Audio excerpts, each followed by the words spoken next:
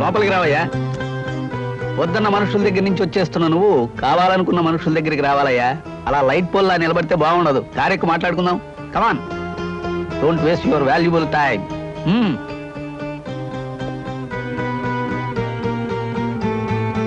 Driver కార్బోని.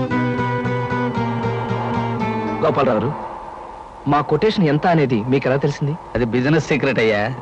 బుద్ధున్న business magnate ఎవడు బయటికి చెప్పడు. చెప్పొద్దులండి. నన్ను ఎందుకు తీసుకెళ్తున్నారో అదేనా చెప్తారా? వరసకి మామ, వృత్తిలో బాస్ అయిన కోటేశ్వరరావు నిన్ను అరిచి కరిచినంత పనిచేస్తాడని నాకు ముందే తెలుసు. ఇలాంటి తెలివైన వాడిని తెలివి తక్కువగా వదులుకుంటున్నప్పుడు పట్టుకోవడమే నాలాంటి తెలివైన వాళ్ళ పద్ధతి. అంటే ఏమిటి మీ ఉద్దేశం? ఏముంది, నిన్ను మా కంపెనీకి జనరల్ మేనేజర్గా అపాయింట్ చేద్దాం అనుకుంటున్నాను. ఇప్పటి వరకు నువ్వు తీసుకున్న జీతం 2000, నేను నీకు 5000 ఇవ్వాలనుకుంటున్నాను. ముందు ముందు పెంచే ఉద్దేశం కూడా ఉంది. ఇక నా కంపెనీలో పనిచేయడానికి నీకు అభ్యంతరమే ఉంటుంది?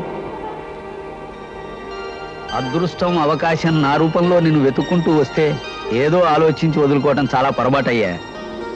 ఓకే అనేసి. ఓకే సార్, మీరిచ్చే ఆఫర్కి ఒప్పుకుంటున్నాను.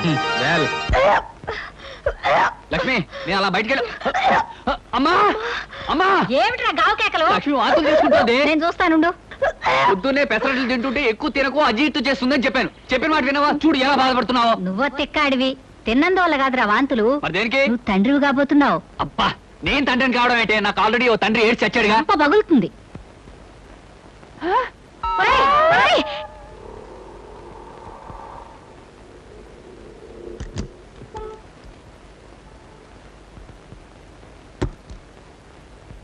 శంకరం, నాన్న మీకెన్నిసార్లు చెప్పాను నా కోసం ఇవన్నీ తేవద్దని? నీకోసం ఎవరు తెచ్చారమ్మా? లక్ష్మి నిలదప్పిందని తెలిసి కానుగ్గా ఇచ్చేద్దామని వచ్చాను. అయినా నీకోసం తేవడానికి ఏం సందర్భం ఇటు చచ్చింది గనక.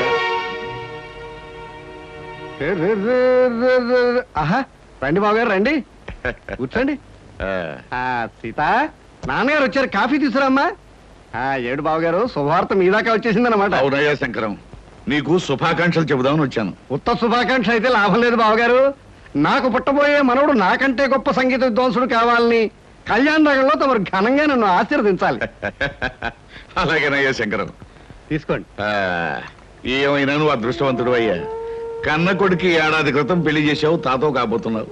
మరి నేను ఉన్నాను. కూతురికి 1 ఏడాదిన్నర క్రితం పెళ్లి చేసినా నా చేతి మీదుగా ఇంతవరకు ఏ అచ్చటా ముచ్చటా జరిపించలేకపోయాను. దేనికైనా రాసి పెట్టి ఉండాలయ్యా.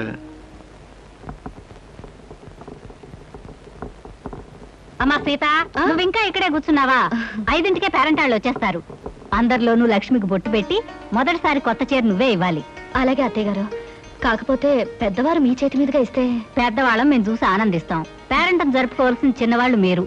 నువ్వు వెళ్ళమ్మా, ఈ పని నేను చూస్తాను. వెళ్ళు.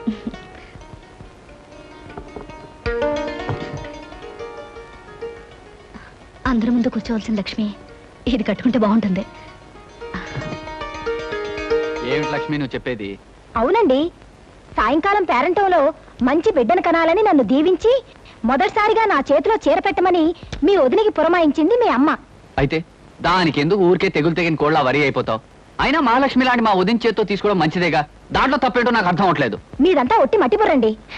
మనకన్నా ముందు పెళ్ళైనా ఇంతవరకు పిల్లా పాపాలని గొడ్రాలావిడ. అలాంటి గొడ్రాల చేత పిల్లా పాప కోసం దీవెనలు అందుకోవడం అశుభం అండి.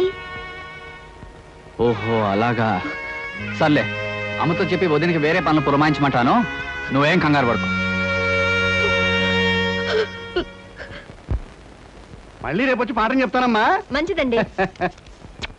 ఎంత నేర్చినా ఎంత చూచినా. శంకరయ్య గారు, శీఘ్రమేవో సంగీత ప్రాప్తిరస్తు. నాలాంటి మహావిద్వాంసులకు పాదాభందనం చేయడం మామూలు అనుకో. ఏమిటి, సంగీతం నేర్చుకోవాలి సరదా పుట్టిందా?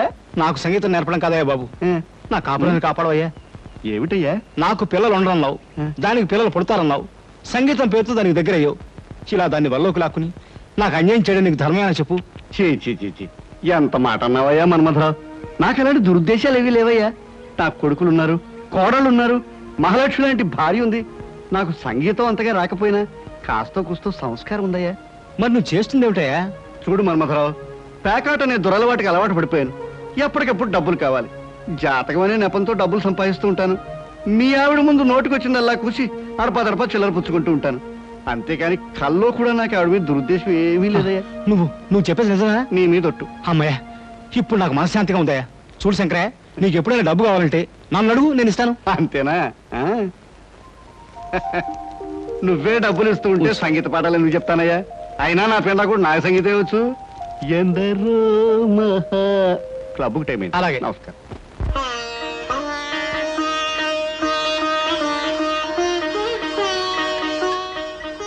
భగవంతుడా, ఈవేళ నా పుట్టినరోజు.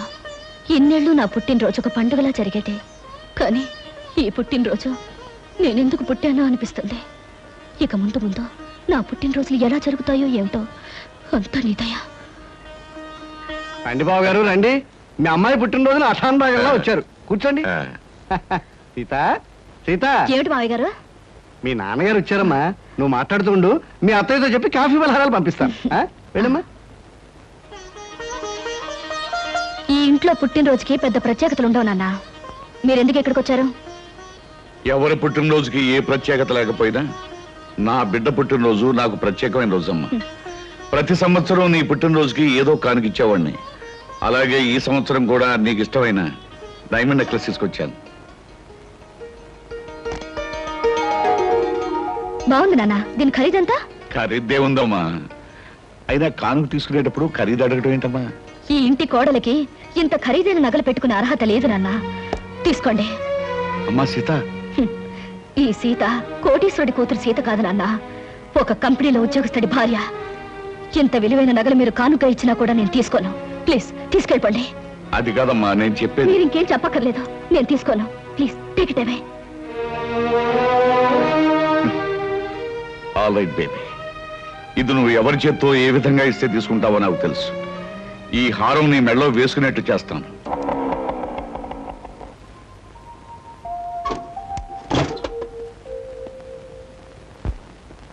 సీత, ఈరోజు నీ పుట్టినరోజుని నా బోనస్ డబ్బు, కమిషన్ డబ్బు, దాచుకున్న డబ్బు అన్నీ కలిపి నీకు అద్భుతమైన బహుమతి తీసుకొచ్చాను. ఏమిటది? నీకు ఇష్టమైన రవల్ నెక్లెస్.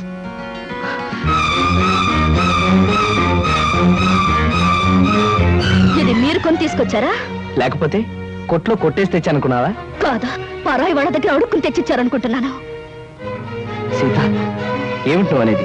ఏమండి, మీ కష్టార్జితమైన సొమ్ముతో ఒక 100 రూపాయలు పెట్టి చీర తెచ్చినా ఆనందించేదాన్ని, లేక పావులా పెట్టి పువ్వులు తెచ్చిచ్చినా నేను సంతోషించేదాన్ని.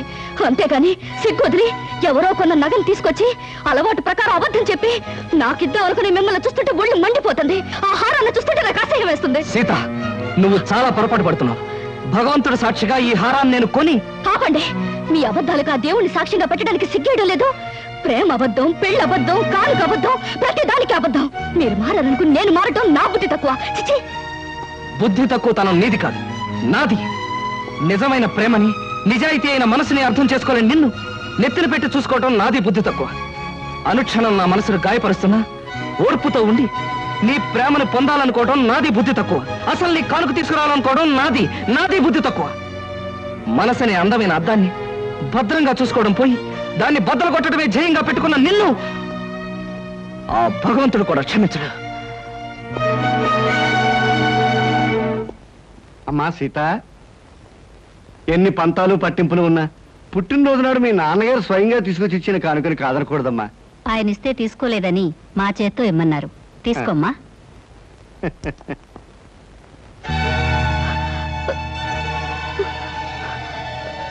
అంటే నిజంగా నా కోసం తెస్తే అపార్థం చేసుకున్నాను.